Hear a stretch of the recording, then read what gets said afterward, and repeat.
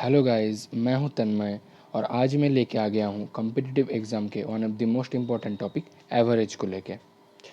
Average एक बहुत ही common idea है। देखिए, आपको कुछ एलिमेंट्स दिए जाएंगे, ओके, और उसका एवरेज आपको निकालना पड़ेगा। तो उसके लिए फार्मूला क्या है, ये जो बेसिक फार्मूला है देख लीजिए। सम ऑफ एलिमेंट्स मतलब जितने भी एलिमेंट्स रहेंगे उनका सम करिएगा और उसको करिएगा कितने नंबर ऑफ एलिमेंट्स हैं उससे डिवाइड करिएगा। ओके, जैसे मैं एक सेट ऑफ नंबर्स लेता हूँ। इधर देखिए, मान लीजिए 1, 3, 5, 7, 9, ऐसे मैंने 5 नंबर ले लिए। इनका एवरेज कितना होगा? तो पहले हम करेंगे क्या, पहले करेंगे हम सम। ओके, कितना होता है ये होता है 9, 7, 16, 25 हो रहा है ये। और कितने एलिमेंट्स हैं देख लीजिए, 5 एलिमेंट है।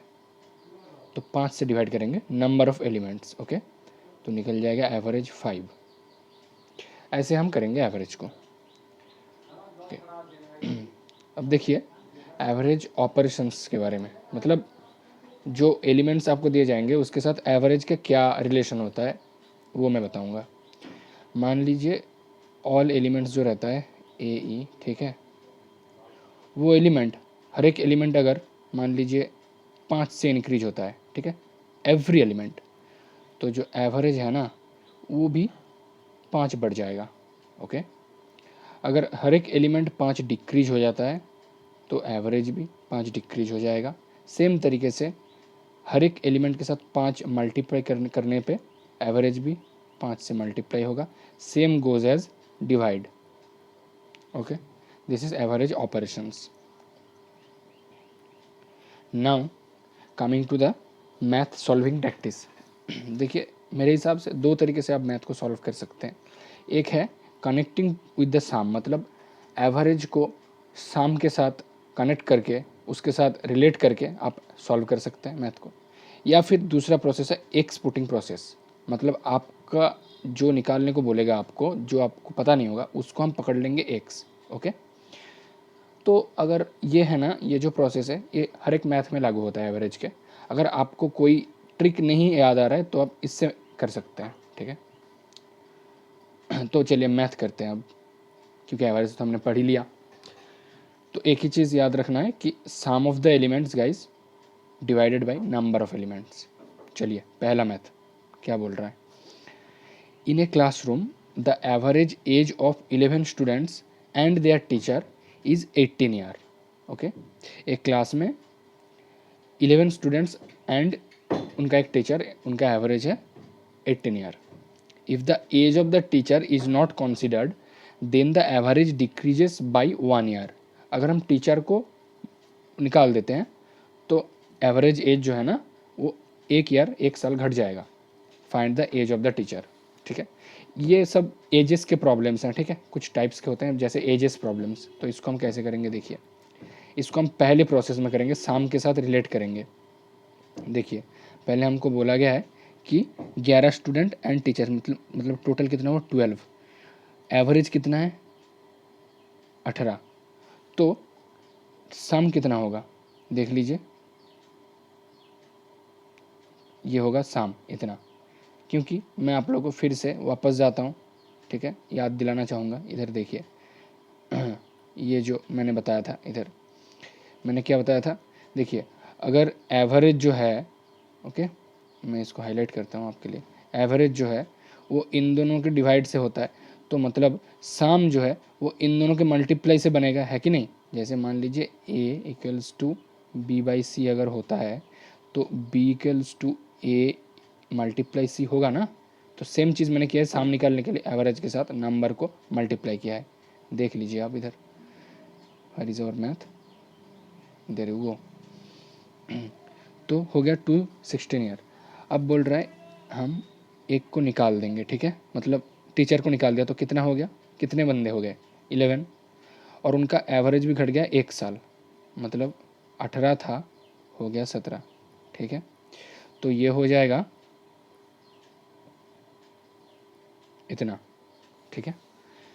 तो अब ये हो रहा है टीचर के साथ, ये टीचर को छोड़ के। तो टीचर का एज कितना हो गया गाइज, इसको हम सब्सट्रैक्ट कर देंगे तो इसका आंसर आएगा 31 शायद।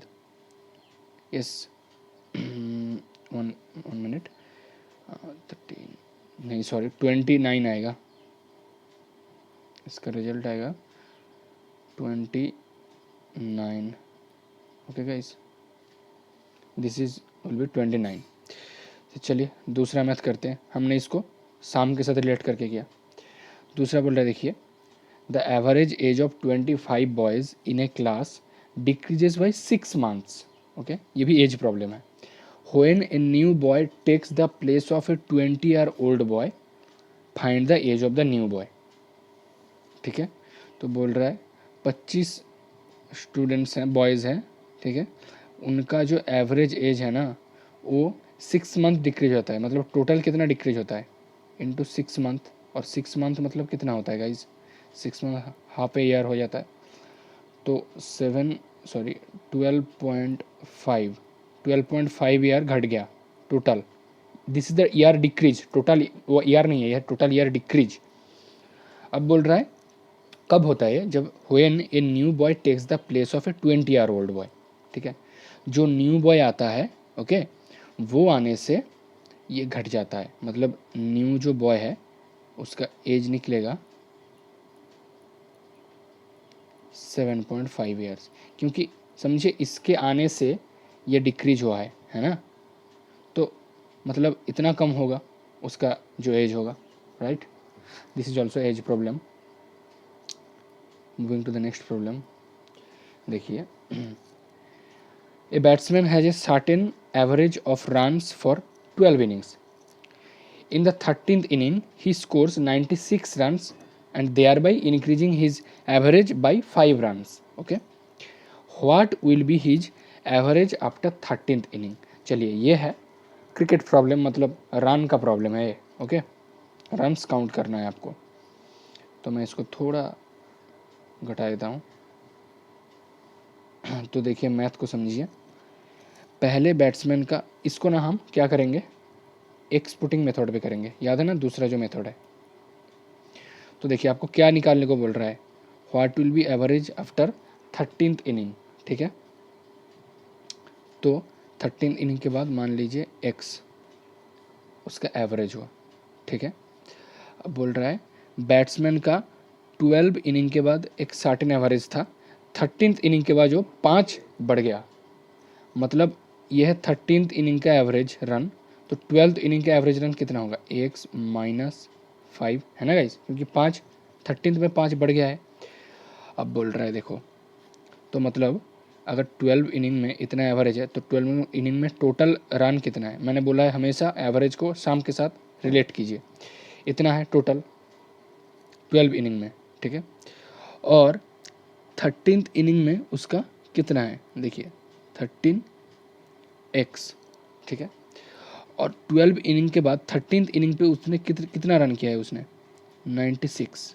ठीक है, तो ये दोनों इक्वल होंगे कि नहीं, क्योंकि ये है 12 इनिंग्स में total run plus 13th inning का रन, ये है 13 इनिंग में टोटल रन। तो इसको हम सॉल्व करेंगे। Let's solve this. तो इधर कर देते हैं, कितना हो रहा है देखिए, 12x 60 आ रहा है प्लस 96 इक्वल टू 13x। तो मतलब x इक्वल टू आ जाएगा हमारा, लिख लीजिए, आ जाएगा 36। Okay, this is the average of after 13th inning. चलिए एक्स पुटिंग में बहुत इजी हो गया। 7th पे देखिए क्या बोल रहा है, the average of 4 consecutive even numbers is 27. Okay, what is the greatest number. इसको सॉल्व करेंगे हम, इस सीजीएल में आया था एक क्वेश्चन 2010 में। तो चलिए इसको सॉल्व करते हैं, देख लीजिए। इसका हो जाएगा, हम लोग 4 इवन नंबर पकड़ लेते हैं, एक्स पुटिंग मेथड। ठीक है गाइस, तो एक इवन नंबर मैं मानता हूँ एक्स माइनस 2, दूसरा ले लेता हूँ एक्स, फिर इवन नंबर 2 2 करके बढ़ता है, एक्स प्लस 2 और x प्लस 4। इनका एवरेज बोल रहा है 27। एवरेज कैसे निकालेंगे, इनका साम करेंगे और नंबर कितने हैं 4, 4 कॉन्जिक्यूटिव नंबर से बोला गया है तो 4 से डिवाइड करेंगे तो ये हो जाएगा 27। तो x कितना होगा इधर से देखिए, हो जाएगा 4, ये कट जाएगा, फिर 4 into x plus 1/4 equal to 27, मतलब x इक्वल टू आ रहा है 26। ओके गाइज, तो हमको बोला है ग्रेटेस्ट नंबर निकाल लें। तो देखिए इधर हम लोगों ने x ये पकड़ा था x, ठीक है, और ग्रेटेस्ट नंबर कौन सा है, ये है x प्लस 4। तो नंबर कौन सा हो गया 26 plus 4 equal to 30। This is the answer. देखिए, देख रहे हैं गाइज एक्स पुटिंग में कितना ईजी हो रहा है। और देखिए the average of A B C is 11, average of C D E is 17, average of E and F is 22 and average of E and C is 17। बोल रहा है find out the average of A B C D E and F. बहुत अच्छा question है। देखिए इसको हम कैसे सॉल्व करेंगे, हम लोग ना बस कुछ नहीं, एवरेज का जो फॉर्मूला है उसको लगाएंगे काम पे। बोल रहा है ए बी सी का एवरेज है, सॉरी ए बी सी का एवरेज है 11, तो हम जस्ट सिंपली लिखते हैं इसको a plus B plus C by 3, 3 element है, इक्वल टू 11। तो a plus B plus C कितना आ रहा है गाइस 33। वैसे ही देख लीजिए इधर c प्लस डी प्लस ई, ये कितना आ जाएगा, ये बाई 3 आएगा इधर, फिर इधर कितना आएगा 17।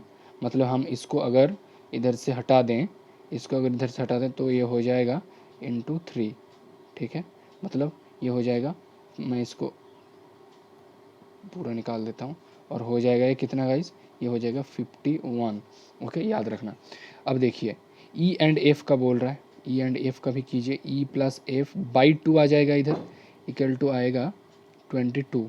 मतलब हम अगर इसको इधर मल्टीप्लाई कर देंगे तो कितना हो जाएगा, ये देख लीजिए, ये मल्टीप्लाई कर देंगे तो हो जाएगा 44। ओके, और देख लीजिए ई एंड सी का भी दिया गया है सेम तरीके से, ई प्लस सी हो जाएगा 34। ओके, अब देखिए हमको निकालने को बोला है, हाईलाइट करता हूँ मैं, A plus B plus C plus D sorry अच्छे से इसको लिख देते हैं थोड़ा, plus D plus E plus F by elements कितना होगा 6, इसका एवरेज बोला है निकालने को। तो देखिए बिठाइए इधर, देखिए ये तीनों तो हमको पता है, ए प्लस बी प्लस सी 33 है आंसर, 33 बिठाएंगे, प्लस अब डी ई एफ निकालना पड़ेगा। देखिए डी प्लस ई, देखिए इधर कितना है डी प्लस ई 51, इसको हम इधर लाएंगे तो कितना होगा माइनस सी, ठीक है ना गाइस, तो 51 माइनस सी प्लस एफ हो जाएगा ये, ठीक है, बाई 6। तो चलिए इसको हम पूरा निकाल देते हैं और देख लीजिए अब ये ऐसा था हमारा मैथ कि A plus B plus C plus D plus E plus F by 6, और ये हमारा हो गया था कितना, ये हमारा कितना हो गया था गाइज, ये हो गया था 33 प्लस 51 माइनस सी प्लस आ गया था हमारा एफ बाई 6, इसको कैलकुलेट करना था। ओके, और याद कीजिए हमारा कौन सा था, ये मैं और एक बार लिख देता हूँ आप लोगों को, ई प्लस एफ हम लोगों का हो गया था 44 और ई प्लस सी था हम लोगों का 34। ओके, तो इधर से देखिए हम सी को क्या लिख सकते हैं, सी को इधर देखिए लिख सकते हैं 34 माइनस ई। ओके गाइस, और इसको कैलकुलेट कर लेंगे 84 आ जाएगा, माइनस सी है ये, मतलब माइनस 34 प्लस ई आ गया, और एफ़ को कैलकुलेट करेंगे, एफ़ का कितना हो गया 44 माइनस ई, ये इधर आ जाएगा तो प्लस है 44 माइनस ई बाई 6, तो ये कट गया, अपना आ रहा है फिर 94 प्लस 6 इक्वल आ जाएगा 15 2/3, ये आ जाएगा हमारा अल्टीमेट आंसर। ठीक है, थोड़ा नटखट सा मैथ है बट बहुत ही अच्छा मैथ है, आ सकता है। Okay, moving to the next. The average of first 11 persons among 12 persons is 95 kg. The weight of 12th person is 33 kg more than the average weight of all the 12 persons. दूसरी line में क्या बोला है समझिए कि 12 जो 12th person है उसका वेट कितना है ना, जो टोटल 12 पर्सनस हैं उनके एवरेज से 33 ज़्यादा, ठीक है। अब बोल रहा है कि the weight of the 12th person is निकालना है हम लोगों को। तो सेम गाइज एक्सपुटिंग मेथड करेंगे इसको हम। देखिए the average weight of first 11 persons, ठीक है, बोला गया है 12 पर्सन का हम वेट पकड़ लेते हैं, ठीक है, एक्स पकड़ेंगे। तो इसमें हम लोग का देखिए पहले बोला गया है दिस इज़ 11 पर्सनस का एवरेज, तो टोटल कितना हो गया गाइज, ये हो जाएगा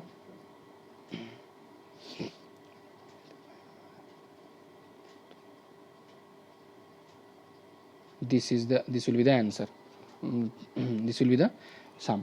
ओके, अब बोला गया है 12th पर्सन का वेट, ठीक है, जो 12 लोगों का एवरेज अगर x हुआ, इधर देखिए x हुआ तो टोटल कितना होगा 12x। ओके, तो हम इसको लिख देते हैं ऐसे, टोटल इनका कितना होगा 12 लोगों का 12x, ठीक है, टोटल, ठीक है,